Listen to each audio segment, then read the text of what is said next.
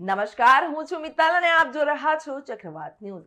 નજર કરીએ સમાચારો પર. ત્યારે ગુજરાત રાજ્યના પોલીસ વડાએ આપેલા 100 કલાકના અલ્ટિમેટમ દરમિયાન અસામાજિક તત્વોને પકડવા માટે પોલીસે કાર્યવાહી શરૂ કરી દીધી છે.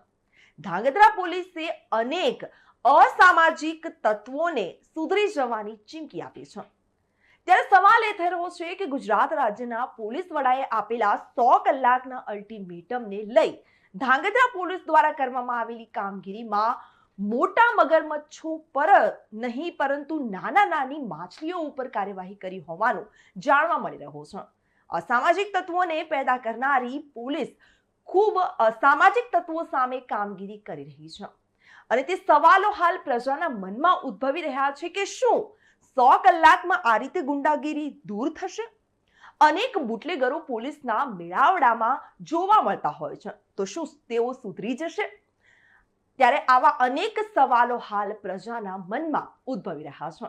આજરોજ ધાંગધ્રા ડિવિઝનના કુલ 6 પોલીસ સ્ટેશનના 6 પોલીસ સ્ટેશનમાં કુલ લિસ્ટ પ્રમાણે 381 અસામાજિક તત્વો છે, જેમાં શરીર સંબંધી ગુના, વ્યાજખોર, ખંડણીના, મિલકત સંબંધી, પ્રોહિબિશન, જુગાર તથા લેન્ડ ગ્રેબિંગના ગુનાના આરોપીઓ જે છે એ લોકોને આજે અત્રે ડીવાયએસપીની કચેરીના ગ્રાઉન્ડમાં બોલાવવામાં આવેલા અને 100થી વધુ ઈસમો હાજર રહેલા, જે તમામ ઈસમોની મિટિંગ લીધેલ છે અને તેઓએ ભૂતકાળમાં જે ગુના કરેલા છે તેની માહિતી મેળવી અને ભવિષ્યમાં તેઓએ કેવી રીતે રહેવું, સમાજને કઈ રીતે ફાયદારૂપ થવું તથા કાયદામાં પાસા તડીપાર વિશેષ જોગવાઈઓ જે છે ગુજસીટોક એની પણ સમજ કરવામાં આવી કે ભવિષ્યમાં તમે બીજા કોઈ ગુના કરશો તો બીએનએસની કલમ પ્રમાણે પણ 112 અને 113 મુજબ અને 111 મુજબ કાર્યવાહી થશે અને લાંબા સમય સુધી તમે જેલમાં રહેશો તો તમારા પરિવારના સભ્યોનું શું થશે તે બાબત પર સમજ કરવામાં આવી છે.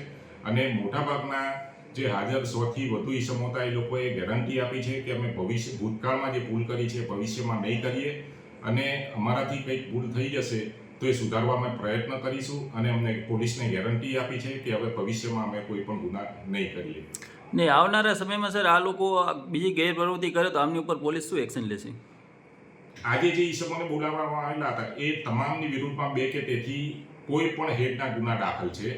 જો ભવિષ્યમાં હવે કોઈ પણ પ્રકારની પ્રવૃત્તિ ગેરકાયદેસર કરશે અને ગુના દાખલ થશે તો બીએનએસની 111 અને 12 કલમ લગાવવામાં આવશે, જેની અંદર ઓછામાં ઓછા 1 વર્ષ સુધી નામદાર કોર્ટ પણ જામીન આપતી નથી.